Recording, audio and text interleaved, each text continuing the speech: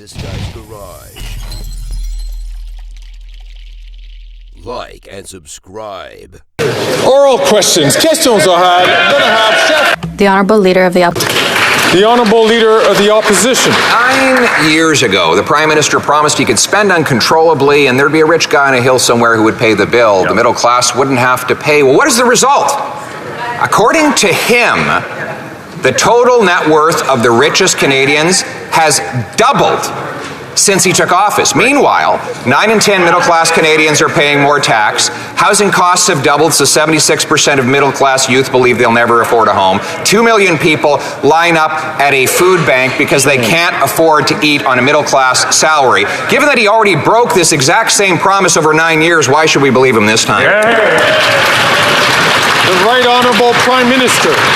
Mr. Speaker, if it didn't have real-world impacts on Canadians, it would almost be amusing to watch the Conservative leader tie himself in knots to try and justify voting in favour of advantages for the wealthy Canadians when they sell really profitable investments. We're asking them to pay a little bit more so we can invest more in housing for young people to be able to have the same kinds of opportunities previous generations did. We're delivering dental care for over 200,000 seniors in just the last 6 weeks. We're delivering more spaces in child care. We're stepping up for Canadians. They're stepping up for the rich.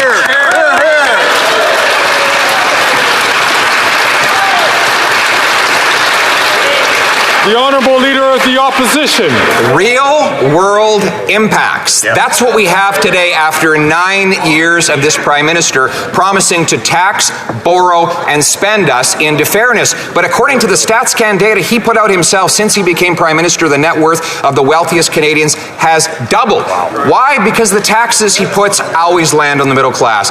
9 in 10 middle class people are paying higher taxes. The vast majority of Canadians, and 100% of middle class, are paying higher carbon tax, and his last round of small business tax hikes hit plumbers and electricians, not the rich. Why is it that every time he mentions the middle class, they get poor? The Right Honourable Prime Minister. Mr. Speaker, our price on pollution delivers more money to 8 out of 10 Canadians right across the country with the Canada Carbon Rebate. And today, Mr. Speaker, there's an opportunity for everyone in this House to stand up and ask the wealthiest Canadians to pay a little more when they sell extremely profitable investments. We are doing that on this side of the House. The Conservatives will be protecting the advantage that is there for the wealthiest Canadians while we invest more in housing, while we invest more in dental care, while we invest more in Canadians who need it. The Honourable Leader of the Opposition. Mr. Speaker, if you are a small business owner, you have even $1 of investment gain, you pay this higher tax that the Prime Minister is promising because there's no exemption inside the 300,000 small businesses.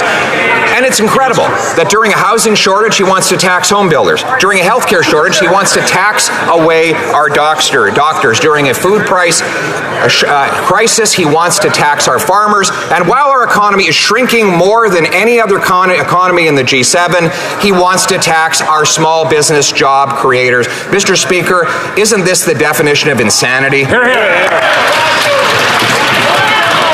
Right Honourable Prime Minister. For 8 weeks since we put our budget forward, the Conservatives have been incredibly careful not to say a thing about the capital gains rate that we're raising.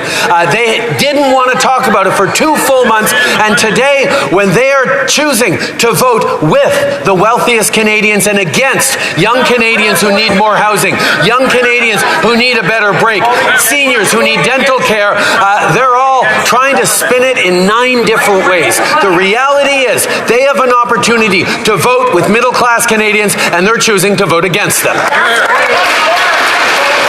Lobstermen in Nova Scotia fish for our food, risking their lives in the winter.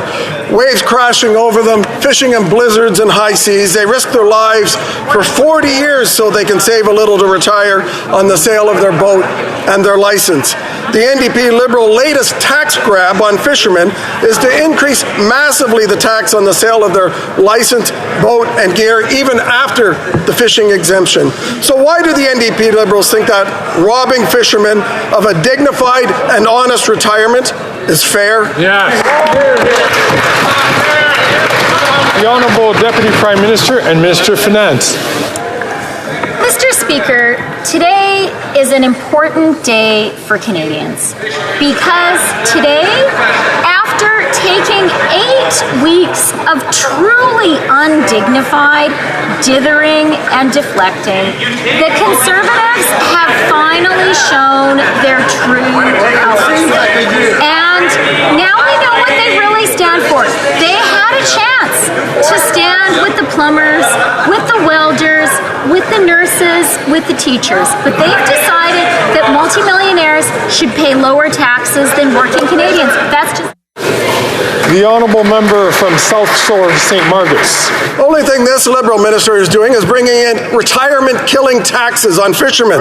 Mrs. J and her husband from Nova Scotia worked for 50 years to build their lobster and fish buying business. They sold their business to create their modest retirement income by investing that proceeds and creating a humble retirement. They paid their fair share of taxes already, but Liberals want to take more of the retirement income. Why does this Prime Minister think that robbing an 85-year-old widow of her hard-earned, dignified retirement income is fair?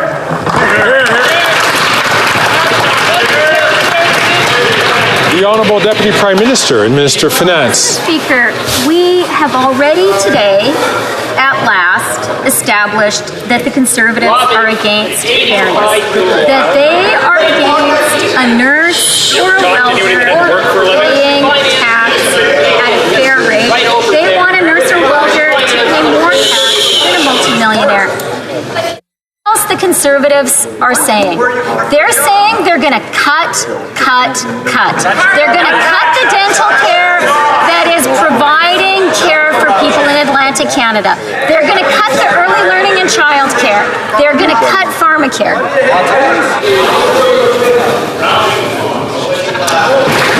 The Honourable Member from Kelowna Lake Country. During a housing crisis, the Liberal Finance Minister is making things worse. The new capital gains tax will kill investments in Canada and drive up the cost for those who provide housing. Rental experts are saying the consequences of this tax hike would be disastrous in the short, medium, and long term, citing concerns for viability of long-term investment. This will lead to less places to rent and more cost to renters. Canadians are already facing the highest average asking rent ever. So how is it fair that the Liberals are putting the brakes on new housing when Canadians can barely afford to rent? The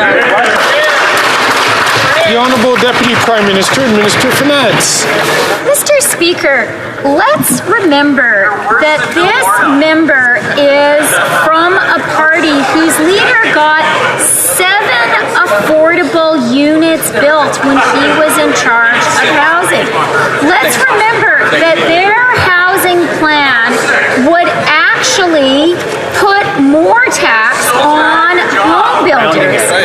And let's remember that this is the party that believes in cuts. They're going to cut dental care, they're going to cut pharmacare, they're going to cut early learning and child. The Honourable Member from Kelowna Lake Country. That member has lost all credibility with Canadians, and a job-killing tax on healthcare, homes, farms, and small businesses is the last thing that Canadians need right now in a cost of living crisis. This new tax won't build any homes. It will only discourage investment of purpose-built rentals. Richard Lyle, residential construction expert, said there's not a chance the Liberals will meet their own housing targets. Housing starts are down, and this tax hike will only make it worse. This Prime Minister is not worth the cost. How is it fair that the Liberals are raising taxes when home building starts are down? The Honourable Parliamentary Secretary to the Minister of Housing, Infrastructure and Communities. With all due respect to the member, Mr. Speaker, she talks about credibility. She was in the House of Commons committee meeting responsible for housing when an expert from the rental sector told her that her party's position on not waiving GST for the building of purpose-built rentals was deeply irresponsible. That's a direct quote, Mr. Speaker. On top of that, she voted against her community of Kelowna getting almost $32 million to incent zoning changes that will lead to the building of 20,000 homes over the next 10 years. That's the Conservative Party, Mr. Speaker. They identify problems, but they never offer solutions.